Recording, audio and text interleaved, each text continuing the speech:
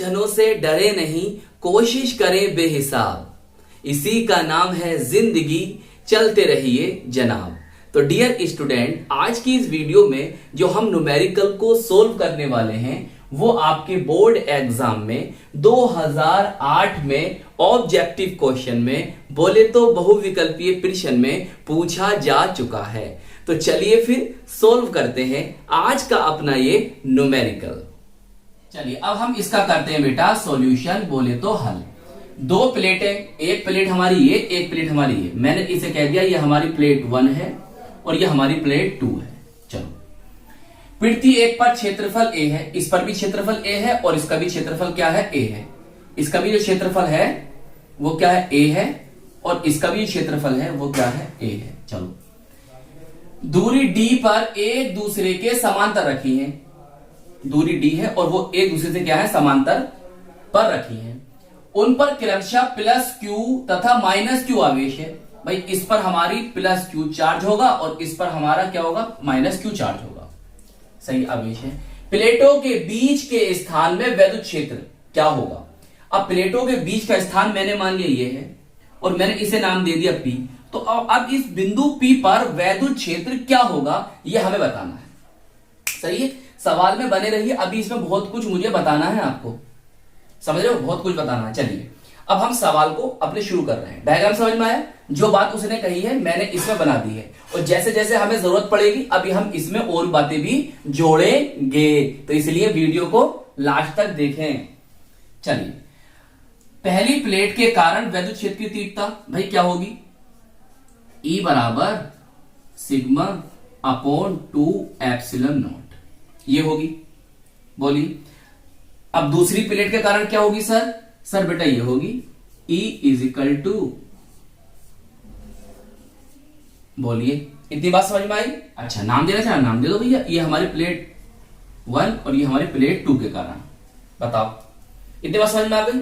अच्छा, अब मेरी बात समझो भाई, इस पर प्लस क्यू चार्ज है तो ये प्लेट कैसी होगी, प्लस, इसके कारण प्लस प्लस प्लस प्लस, इस पर क्या होगा, आवेश होगा।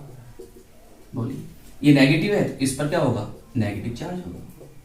चलिए सर बना दो, अरे बना दो यार, इतने भी गिनती भी करनी है।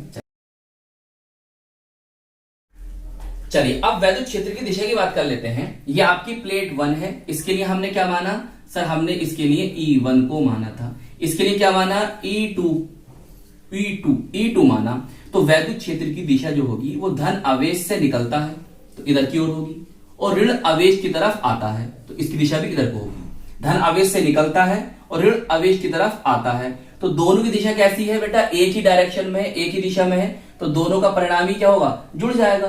तो मतलब E1 व E2 एक ही दिशा में है तो परिणामी वैद्युत क्षेत्र की तीव्रता या परिणामी वैद्युत क्षेत्र क्या होगा, जोड़ दो। बोले तो E बराबर E1 प्लस E2, सही है। अच्छा, थोड़ा यहां लिखता हूं मैं इसे, मैं लिखता हूं इस पेन से। कभी आसमां पे नजर गई, कभी आसमां पे नजर गई, तो फजा की नफ्स ठहर गई, कि ज़मीन ने इश्क को आज तक तेरे आसमां की तलाश है।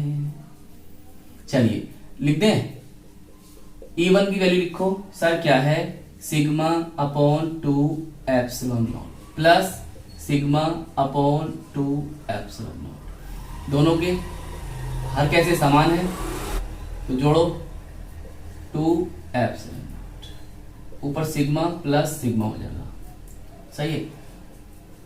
2 सिग्मा अपॉन 2 एप्सिलॉन नॉट, 2 से 2 गया, बचा हमारे पास क्या, E बराबर सिग्मा अपॉन एप्सिलॉन नॉट।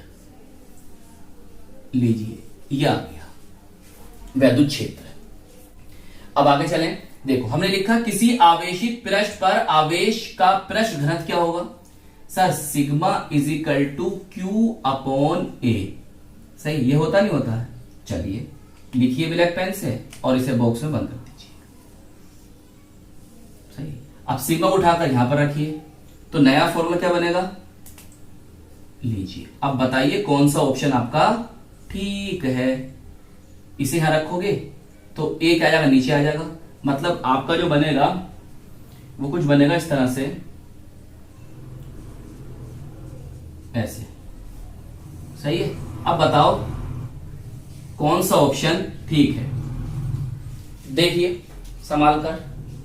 तो सर हमारा ऑप्शन ए बिल्कुल ठीक है। तो हमारा कौन सा ऑप्शन है बेटा, ऑप्शन ए इसका आंसर होगा। आज की इस वीडियो में हमने 2008 में पूछे गए इस ऑब्जेक्टिव क्वेश्चन को भी सोल्व कर लिया है। तो आई होप ये न्यूमेरिकल आपको अच्छी तरह से समझ में आ गया होगा। अपना ख्याल रखिएगा, खूब मेहनत से पढ़ाई करते रहिएगा, जल्द से जल्द अपने सिलेबस को कंप्लीट कीजिएगा और ज्यादा से ज्यादा रिवीजन को कीजिएगा। और बेटा एक बात याद रखिए, अपने हाथ से खुद फेयर बनाइएगा। न्यूमेरिकल की फेयर अलग बनाइएगा, जो थ्योरी की फेयर है उसको अलग बनाइएगा, ताकि आपको रिवीजन करने में आसानी रहे। न्यूमेरिकल का भी रिवीजन करिए आप और अपनी थ्योरी का भी रिवीजन करते रहिए। तो मिलते हैं आपको इसकी नेक्स्ट वीडियो में।